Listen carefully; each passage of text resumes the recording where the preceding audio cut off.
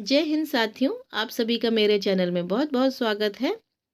आज हम बात करेंगे एनपीएस यानी कि नेशनल पेंशन सिस्टम।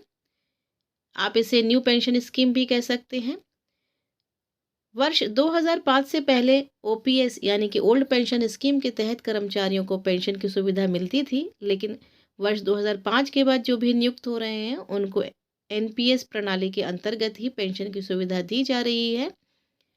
इस सुविधा के अंतर्गत कुछ कटौती हमारे वेतन से की जाती है, यानी कि कर्मचारी के वेतन से की जाती है। और यदि कर्मचारी को सेवा में रहते हुए धन की आवश्यकता होती है तो क्या वो एनपीएस प्रणाली के अंतर्गत जो धन उसका जमा हुआ है उसमें से पैसा निकाल सकता है, यानी कि प्रत्याहरण कर सकता है। यदि कर सकता है तो कितना कर सकता है, कब कर सकता है। इस संबंध में कई नियम हैं, कई शासन आदेश हैं। उन शासन आदेशों का जो समराइज्ड रूप है, यानी कि एक संक्षिप्त विवरण है, वो मैं आपको इस वीडियो में शेयर कर रही हूँ। यदि आपको वीडियो यूज़फुल लगे तो इसे लाइक ज़रूर कीजिएगा। साथ ही यदि आपको मेरी मेहनत अच्छी लगे तो मेरे चैनल को सब्सक्राइब ज़रूर कीजिएगा। चलिए शुरू करते हैं अपना वीडियो। नेशनल पेंशन सिस्टम एक रिटायरमेंट सेविंग स्कीम है। इस स्कीम को केंद्र सरकार ने 2004 में गवर्नमेंट कर्मचारियों के लिए लॉन्च किया था। बाद में 2009 में सरकार ने एनपीएस स्कीम को प्राइवेट सेक्टर में काम कर रहे कर्मचारियों के लिए भी शुरू कर दिया था। Pension fund regulatory and development authority PFRDA द्वारा कर्मचारियों को लाभ देने के लिए परमानेंट रिटायरमेंट अकाउंट नंबर जारी किया जाता है, यानी कि प्रान। इस प्रान नंबर में हर महीने कर्मचारी का 10% पैसा जमा होता है और उतना ही शेयर नियोक्ता जमा करवाता है। अब सरकार द्वारा ये 14% कर दिया गया है, यानी कि नियोक्ता 14% जमा करते हैं। एनपीएस अकाउंट दो प्रकार का होता है, एक टीयर 1 और दूसरा टीयर 2 होता है। टीयर 1 पेंशन अकाउंट होता है जिसमें कर्मचारी का पैसा जमा होता है। सभी कर्मचारियों के लिए टीयर 1 अकाउंट खोलना अनिवार्य है। अब इस अकाउंट से ज़रूरत के समय पैसा निकाला जा सकता है। टीयर 2 इन्वेस्टमेंट अकाउंट होता है। इसमें कर्मचारी की मर्जी होती है, चाहे तो वह टीयर 2 अकाउंट में ऑनलाइन पैसा इन्वेस्ट भी कर सकता है। टीयर 2 अकाउंट में से भी ज़रूरत पड़ने पर पैसा निकाला जा सकता है, या फिर टीयर 2 का पैसा टीयर 1 खाते में ऑनलाइन ट्रांसफ़र कर सकते हैं। अब यदि हम पैसे निकालने की बात करें तो हम कब कब निकाल सकते हैं। सबसे पहला है सेवा अवधि पूरी होने के बाद, यानी कि जो सेवा, यानी कि जब वो सर्विस में था, वो सर्विस की अवधि पूरी होने के बाद जब कोई कर्मचारी की आयु 58 या 60 वर्ष की पूरी हो जाती है, यानी कि रिटायरमेंट एज जब पूरी हो जाती है, तो संबंधित विभाग उस कर्मचारी को रिटायर कर देता है। सेवा अवधि पूरी होने के बाद कर्मचारी अपनी कुल जमा राशि का 60% पैसा निकाल सकता है। बचा हुआ 40% हिस्से का एन्युटी खरीदना होगा, जो कर्मचारी को नियमित मासिक पेंशन प्रदान करेगा। अगर कर्मचारी के एनपीएस खाते में 5 लाख रुपए से कम है, या ध्यान दीजिएगा, यदि 5 लाख रुपए से कम है तो कर्मचारी 100% पैसा निकालने का दावा कर सकता है। कर्मचारी समय पूर्व भी धनराशि की निकासी कर सकता है। ज़रूरी नहीं है कि जब वो रिटायर हो जाए तभी धनराशि निकाल पाए। यदि उसको आवश्यकता होती है तो वो समय पूर्व भी निकासी कर सकता है, लेकिन उसके कुछ नियम हैं, किस कंडीशन में, किन शर्तों में वो निकासी कर सकता है, चलिए देखते हैं। एनपीएस से कर्मचारी अपनी सेवा काल के दौरान विभिन्न पर्पस के लिए पैसा निकाल सकता है। इसके लिए कर्मचारी को एनपीएस फॉर्म के साथ ज़रूरी कागजात भी जमा करने होंगे। समय पूर्व निकासी के समय कर्मचारी के खाते में 2.5 लाख रुपए से कम है तो कर्मचारी 100% पैसा निकाल सकता है। एनपीएस खाते में पैसा निकालने के लिए 3 वर्ष उसके पूरे होने चाहिए। पैसा कब कब निकाल सकते हैं। सबसे पहला है बच्चों के लिए उच्च शिक्षा में जब आवश्यकता हो। दूसरा, बच्चों की शादी के समय। तीसरा, आवासीय घर या फ्लैट की खरीद या निर्माण के समय यदि उसे आवश्यकता होती है तब। चौथा है विशिष्ट बीमारियों के उपचार के लिए वह पैसा समय पूर्व निकाल सकता है। पांचवा, विकलांगता या अक्षमता के कारण चिकित्सा और घटना व्यय यानी कि मेडिकल और incident medical and expenses due to disability और इनकैपेसिटेशन के समय भी वो निकाल सकता है। छठवां है कौशल विकास या कोई अन्य आत्म विकास गतिविधियां, स्किल डेवलपमेंट, स्किलिंग और any other self development activities के लिए भी पैसा निकाला जा सकता है। कौशल विकास के तहत आंशिक निकासी के लिए 25% तक पैसे निकाले जा सकते हैं। इसके लिए शर्त यह है कि पाठ्यक्रम की अवधि 3 महीने या उससे अधिक होनी चाहिए। और तीसरी कंडीशन है मृत्यु होने पर। जब किसी कर्मचारी की सेवा अवधि काल में मृत्यु हो जाती है, ऐसी स्थिति में कर्मचारी के एनपीएस खाते में मृत्यु के बाद जो जमा पैसा है, सारा पैसा नॉमिनी को, जो कानूनी रूप से हकदार है, उसे दे दिया जाता है। यानी कि कर्मचारी की मृत्यु होने पर जो उसका नॉमिनी है उसको वो सारा पैसा दे दिया जाता है। इसलिए ध्यान से आप अपना नॉमिनी ज़रूर नियुक्त कर लें। एनपीएस से पैसे निकालने के लिए जो नियम और शर्तें हैं, चलिए वो देख लेते हैं। पीएफआरडीए रेगुलेशन 2015 के रूल 8 के अनुसार सब्सक्राइबर एनपीएस में अपने शेयर में से आंशिक निकासी का लाभ उठा सकते हैं। नेशनल पेंशन सिस्टम एनपीएस से 25% तक पैसा निकाला जा सकता है। एनपीएस से आंशिक निकासी करने के लिए कर्मचारी की सेवा कम से कम 3 वर्ष पूरी हो जानी चाहिए और आहरण राशि कर्मचारी द्वारा किए गए अंशदान के 25% से अधिक नहीं होनी चाहिए। और यहाँ ध्यान दीजिएगा, अधिकतम केवल 3 बार पैसा निकाला जा सकता है। यानी कर्मचारी ने जितना जमा किया, यानी कि उसके वेतन से जितना प्राण में जमा हुआ, संचित हुआ, उतने का ही वो 25% निकाल सकता है अधिकतम। कम तो निकाल सकता है उससे, लेकिन 25% से ज़्यादा नहीं निकाल सकता। और जीवन भर में वो केवल 3 बार पैसा निकाल सकता है। यदि बच्चों की उच्च शिक्षा के लिए वो पैसा निकालता है, तो कर्मचारी अपने बच्चों को किसी मान्यता प्राप्त इंस्टीट्यूट, बोर्ड और यूनिवर्सिटी से डिप्लोमा और डिग्री करवाने के लिए अपने एनपीएस खाते से 25% तक का पैसा निकलवा सकते हैं। इंस्टीट्यूट द्वारा जारी किया गया एडमिशन लेटर के साथ फीस की डिटेल भी उसको जमा करवानी होगी। तब बच्चों की शादी के समय कर्मचारी अपने बच्चों की शादी करने के लिए एनपीएस खाते से अपने जमा शेयर का 25% पैसा निकाल सकता है। इसके लिए कर्मचारी को डॉक्यूमेंट के तौर पर सेल्फ डिक्लेरेशन देना होगा। आवासीय घर या फ्लैट की खरीद या निर्माण के लिए भी कर्मचारी 25% पैसा निकाल सकता है। कर्मचारी को प्रूफ के लिए संपत्ति के कागजात की फोटोकॉपी, अप्रूव्ड साइट प्लान और सेल्फ डिक्लेरेशन या हाउसिंग फाइनेंस कंपनी या बैंक से ऋण प्रस्ताव पत्र और सेल्फ डिक्लेरेशन देने होंगे। यदि एनपीएस सब्सक्राइबर के पास पहले से या तो व्यक्तिगत रूप से या संयुक्त नाम से पैतृक संपत्ति के अलावा एक आवासीय घर या फ्लैट है, तो पीएफआरडीए नियमों के तहत किसी भी प्रकार की निकासी की अनुमति नहीं है। विशिष्ट बीमारियों के उपचार के लिए भी कर्मचारी पैसा निकाल सकता है, लेकिन वही शर्त है कि 25% से ज़्यादा पैसा नहीं निकाला जा सकता। इसके लिए कर्मचारी को डॉक्यूमेंट के तौर पर डॉक्टर द्वारा जारी किया गया सर्टिफिकेट जमा करवाना होगा।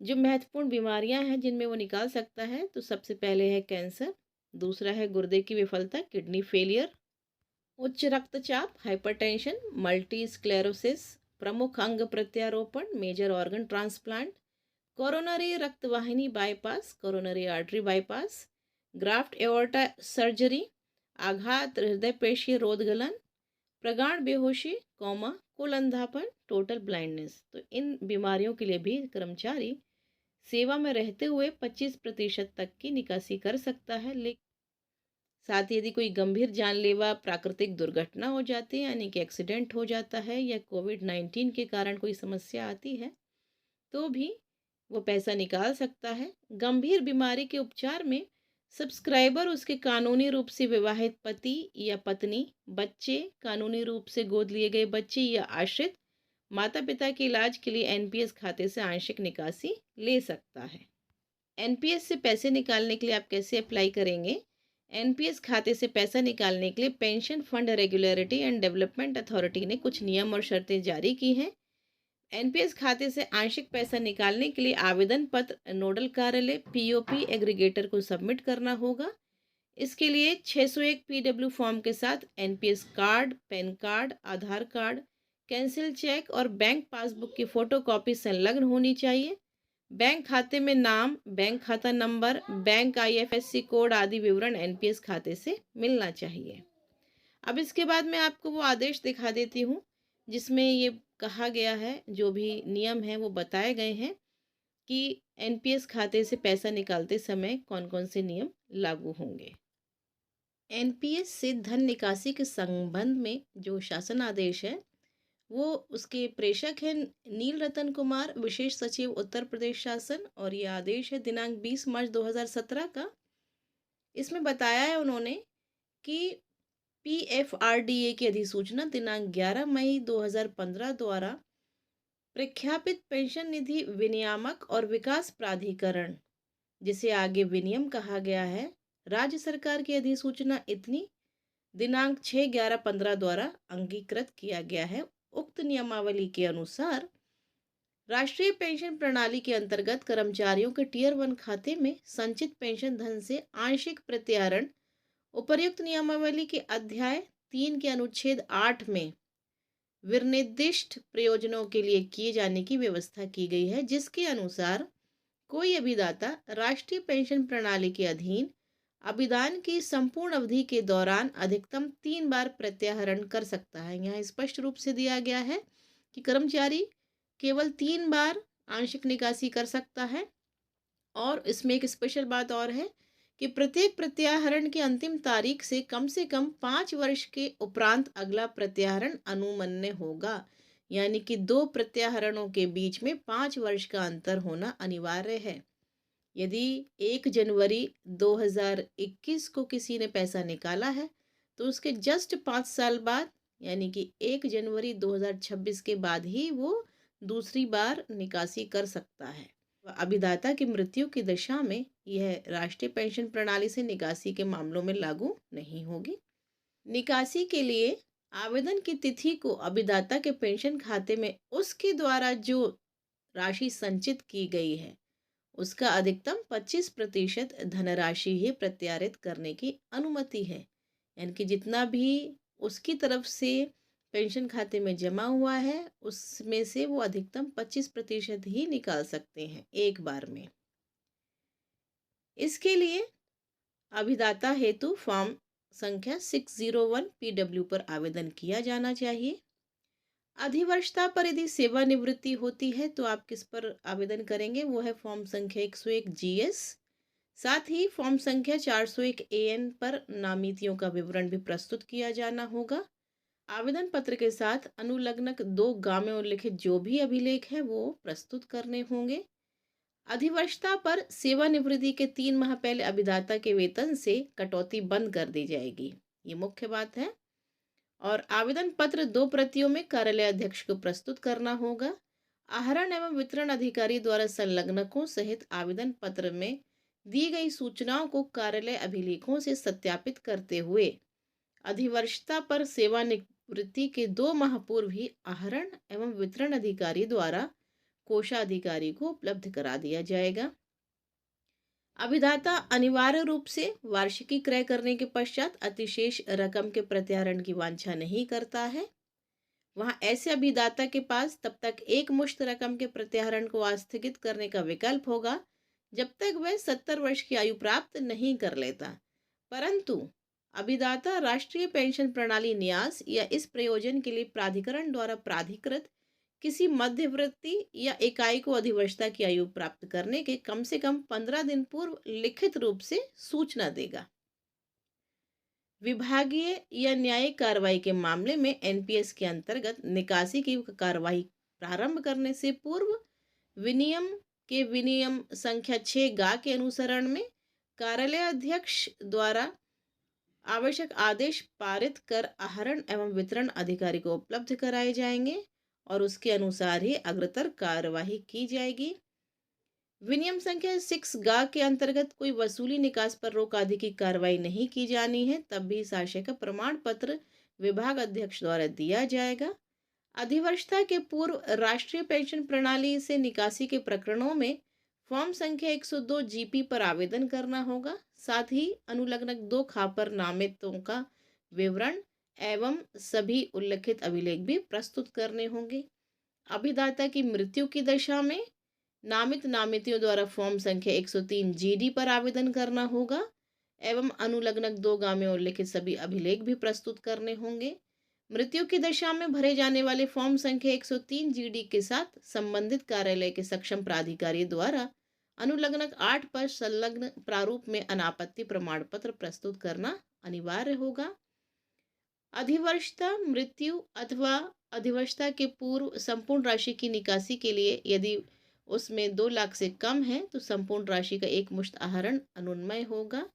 इस हेतु अनुलग्नक 5 एवं 6 पर संलग्न प्रारूप में यथास्थिति अभिदाता या नामितियों द्वारा आवेदन एवं अंडरटेकिंग दी जानी होगी।